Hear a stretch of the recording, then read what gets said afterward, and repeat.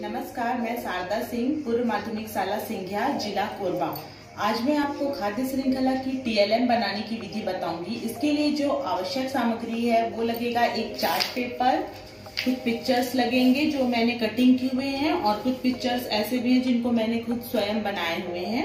इसके अलावा water colour, sketch paint और गोंद और ये सारी जो आवश्यक सामग्री है, इनकी सहायता से आज हम खाद्य श्रृंखला की TLM बनाने में लकीर खींचेंगे जो इसका बॉर्डर बनेगा।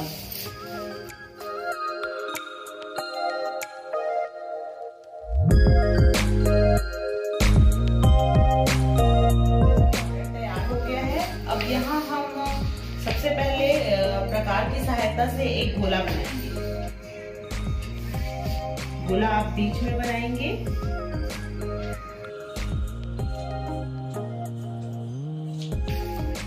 ये हमारा गोला तैयार हो गया।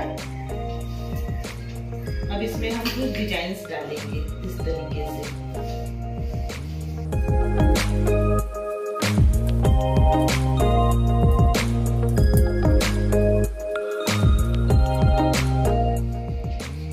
इस तरीके से हम यहाँ पर कुछ स्केच से डिजाइन डाल देंगे।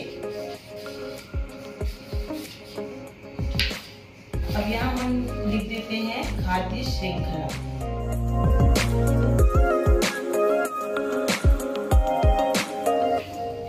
अब इसके चारों साइड हम कलर करेंगे।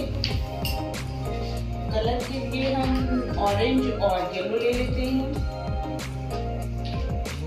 ये वाटर कलर है तो हमको इसके लिए पानी की आवश्यकता पड़ेगी।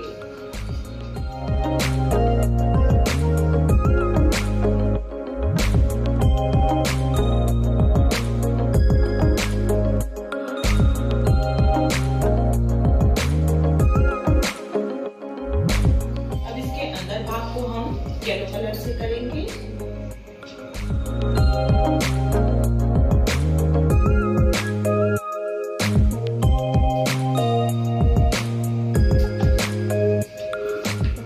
इसको इस तरीके से येलो कलर के साथ हम कलर करते जाएंगे।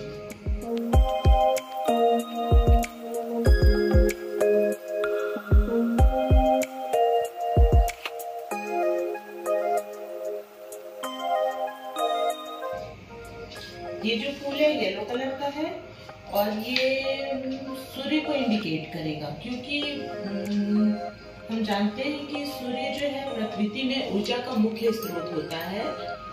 इसलिए ये जो है हमने बीच में सूर्य बनाया हुआ है ताकि खाद्य श्रृंखला में ऊर्जा का मुख्य स्रोत जो है सूर्य, वो जितनी भी खाद्य श्रृंखला की जो कड़ियां हैं वो इसी से जुड़ी होती हैं। इसके आगे हम अब इस तरीके से लाइन खींचेंगे इसमें।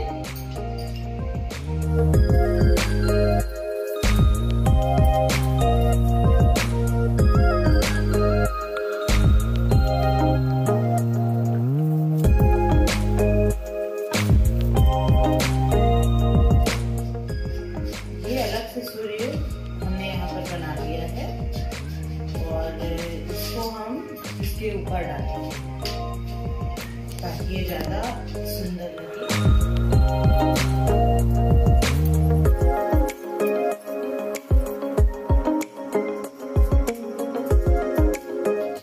तो इस तरीके से हम देखते हैं कि हमारा जो सूर्य है वो बनके तैयार हो गया है। अब हम इसको यहाँ बीच में चिपका देंगे।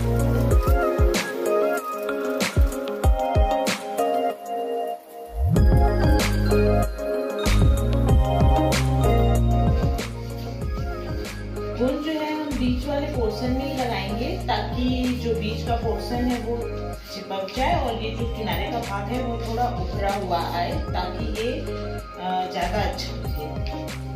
अब ये मैंने इसको हाथ से ही बनाया हुआ है। ये कुछ पिक्चर्स हैं, इनको हम क्रम से लगा देते हैं यहाँ पे ताकि हम खाद्य श्रृंखला को बेहतर ढंग से समझ सकें। तो यहाँ अगली कड़ी में हम इसको चिपकाने का कार्य करेंगे। ये जो है हमारे खाद्य श्रृंखला को प्रदर्शित करेगा कि किस तरीके से जो खाद्य श्रृंखला है वो किस क्रम में होती है, इसके बाद क्या। ये हरे पौधे हैं, हरे पौधों को घास के मैदान में हमने देखा हरे पौधों को टिड्डा जो है वो भोजन के रूप में ग्रहण करता है। तो हरे पौधे के बाद टिड्डे को लगाएंगे, टिड्डे के बाद टिड्डे को जो मेढक खाते हैं तो यहाँ मेढक लगा देंगे और मेढक को सांप।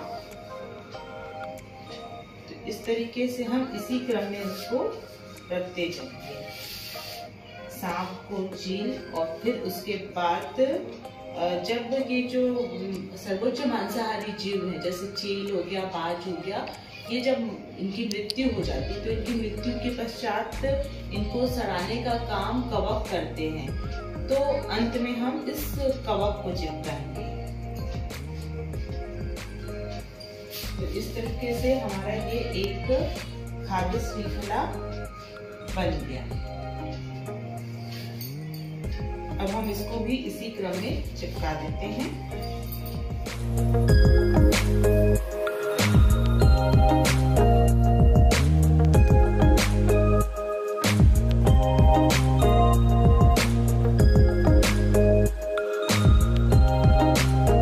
तो ये एक कंप्लीट खाद्य श्रृंखला बन गया है।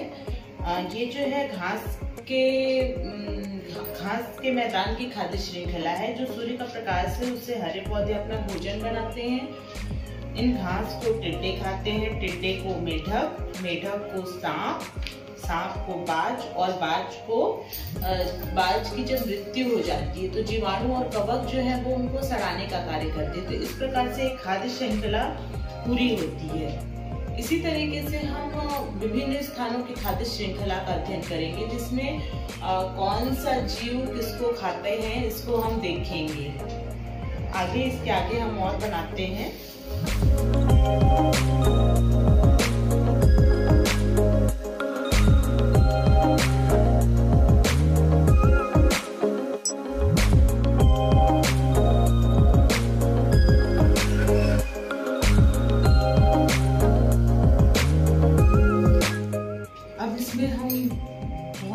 कई सारे पिक्चर जो हम रखे हुए हैं पहले से उसको क्रम से लगाते जाएंगे। जैसे यहाँ पर मैंने लिखा हुआ है तालाब, तो जो तालाब की खाद्य श्रृंखला है इसको हम यहाँ पर क्रम से चिपकाते जाते हैं।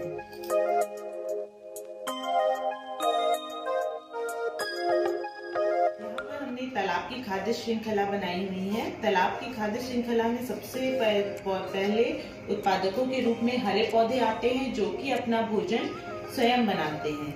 और हरे पौधों को से जो तालाब के छोटे कीड़े मकोड़े हैं उसको वो भोजन के रूप में ग्रहण करते हैं। इन छोटे कीड़ों मकोड़ों से जो छोटी मछलियां हैं वो भोजन ग्रहण करती हैं और छोटी मछलियों से जो बड़ी मछलियां हैं वो भोजन ग्रहण करती हैं।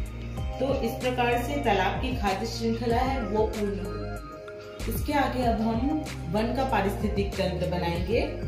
तो यहाँ पे हम लिख देते हैं वन।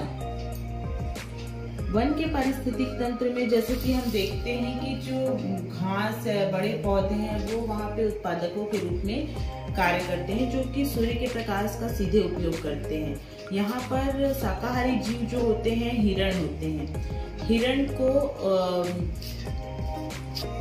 को जो है भेड़िया भोजन के रूप में ग्रहण कर सकता है और भेड़िए को शेर, और शेर जो है सर्वोच्च मांसाहारी के रूप में यहाँ होता है।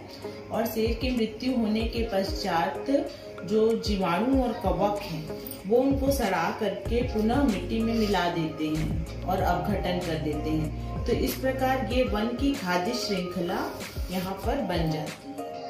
इसके आगे हम रेगिस्तान की खाद्य श्रृंखला बनाएंगे। यहाँ पर जो है उत्पादक जो होते हैं नागफनी का पौधा, क्रैक्टस या फिर कुछ झाड़ीदार पौधे यहाँ पे उत्पादकों के रूप में कार्य करते हैं। इसके बाद चूहे, खरगोश जो है यहाँ पे शाकाहारी जीव होते हैं। इसके बाद सांप जो होता है वो चूहे को खाता है और चूहे को चील या बाज और बाज और चील के मरने के पश्चात जो अपघटक हैं वो उनको सराहने का कार्य करते हैं। इस प्रकार से यहाँ की खाद्य श्रृंखला, रेगिस्तान की जो खाद्य श्रृंखला है वो इस प्रकार से बनती है। समुद्र की खाद्य श्रृंखला का अध्ययन करेंगे।